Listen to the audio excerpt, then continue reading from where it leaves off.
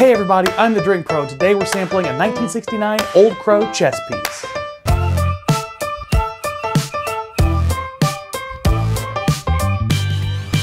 What's up everybody, Kyle the Drink Pro here with you yet again. Thank you all so much for liking this video, commenting with your thoughts, sharing it with your friends, and clicking that subscribe button. Today, I'm really excited about this bourbon, not just because it's an exciting bourbon, it is, but I'm also excited because it's got some fun story in the whiskey tube community. Fred Minnick said this was the best whiskey he ever tasted, but we'll get into that in a minute. I actually do want to give a shout out to Fred Minnick.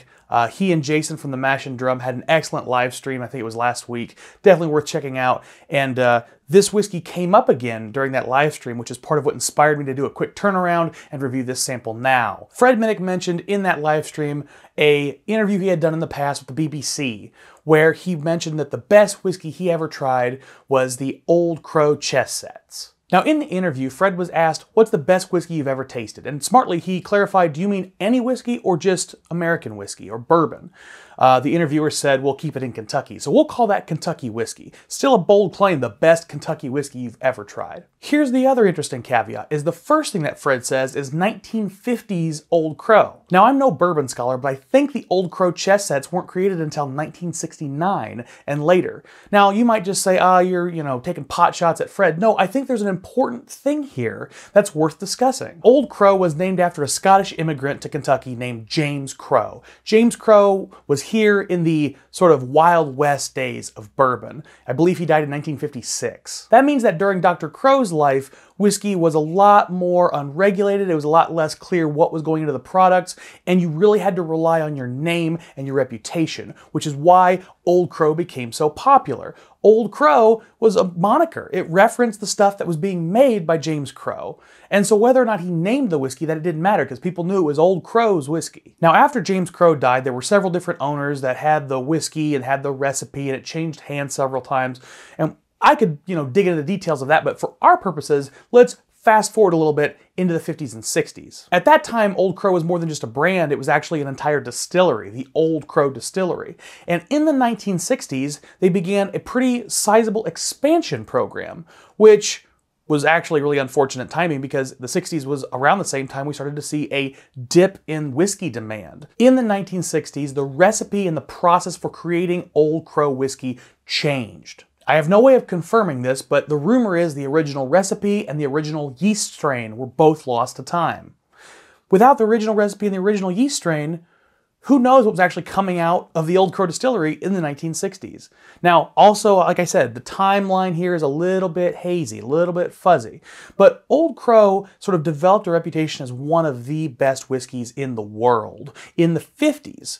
Now remember, these chess sets were made in 1969 and later, and the sample I have today is 10-year-old whiskey. That means this whiskey was distilled in 1959 before the expansion and before the recipe changed, the production changed, the yeast strain was lost. This is some of the last good old-fashioned Old Crow available. It makes perfect sense then why Fred would reference the 50s and then talk about the Old Crow chess set. I think it's an important thing to clarify. One other thing worth noting here, Fred mentioned that this was sort of an off-the-cuff comment, and it's pretty important to recognize that just before that question was asked to Fred, he had been talking with the interviewer about the Beam Suntory purchase and about Suntory being a logical owner for Jim Beam. So there's a very high possibility that Jim Beam was just on his brain. All that being said, I've got the sample here. That's enough preamble for one day. Let's go ahead and dig into it. Now, one thing I've seen people talk about again and again is how dark this whiskey is. And I gotta say, for a 10-year-old, it is pretty damn dark. If you compare that to the George T. Stagg, it's a pretty fair comparison. Now, like I said, this whiskey is from 1969, it's 10-year-old distillate, and it's sitting at 86 proof, relatively low proof. We'll see how that affects the nose and the palate. Let's dig into this. Oh, it is a beautiful nose. There's always a concern when I smell old whiskeys that they're going to have this sort of shiny metallic note. I think the sands of time do not treat whiskeys that are improperly stored very well, and those decanters don't really keep a good seal. So if you find one that's very full or that's sealed very well, you might be in for a real treat, but there's a lot of gambling involved. But this thing is just dense and rich and sweet. Caramel, vanilla, A little bit of cinnamon, like a candied cinnamon, like Red Hots maybe even. I'm definitely getting some like sweet cedar, like woodiness that's sweetened, but it's not astringent at all. It's very much in the sugary sweet realm. Maybe like caramel drizzle too. It's really beautiful. If you spend some time in this nose, there's also some nice savory spices, maybe eucalyptus, maybe a hint of mint. I also get a touch of like earth, which is a weird note, dirt. I also get this nice earthy, maybe a tobacco note, like a light tobacco. You know, I think tobacco is an interesting note. It comes up for me kind of a lot, but nothing like this. This is very tobacco forward the more I keep smelling it. And it's fresh tobacco leaves, which is not an experience many people have. About the only time you'll see that is at a tobacco farm or in maybe a curing house before it goes into the curing process. Big shout out to Alan Ernst for providing me with this sample. That dude is the king of interesting, dusty whiskey, so much appreciated, Alan. Boy, now I'm almost getting maple syrup on the nose. It is like sticky, sweet, creamy, big, bold flavors. Man, this thing is unbelievably dense for 86 proof. You would never guess in a million years that the proof was at that point, given how much flavor is packed in, at least on the smell. Let's see if the taste can live up to it. Ooh. Oh man. Oh, guys, I might need a minute. That is fucking good. It's so light and creamy. And up front, you get this nice, gentle oak. It's definitely a 10-year-old whiskey, you can tell, but it's not over-oaked at all. It's not too strong at all. I think it was smart to go 86 proof. I think that's why they did that, was to keep it from being too astringent on its oakiness. Then right after the oaky goes away, I get sweet cocoa, like milk chocolate, lots of vanilla and caramel.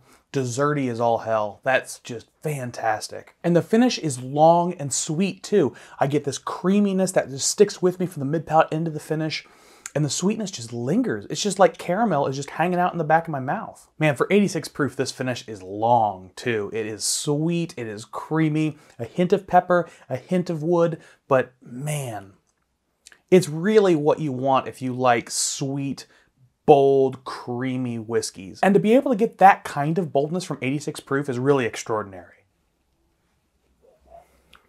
That went away way too fast. The level of creamy sweetness just is unbelievable to me. That honey, the maple syrup, the creamy milk chocolate, caramel, vanilla, all of those sweet aromatics stick with you on the palate. You get a little bit of the oak, a little bit of the pepper. You can tell it's a 10-year-old whiskey, but it is predominantly and beautifully in that sweet aromatic category. So I'm really impressed with this. Well done, Old Crow. Surprisingly, I can understand why someone would say this is their favorite whiskey they've ever tried, because it is both incredibly flavorful and completely inoffensive. It takes you on a journey without being bothersome at all, without rattling the cage at all. It is so balanced. If you love a balanced whiskey, this thing will speak to you and it will sing. Beautiful stuff. Thank you so much, Alan. I appreciate you very much, my friend. And you guys keep drinking like professionals. I might have to get myself another glass. Cheers.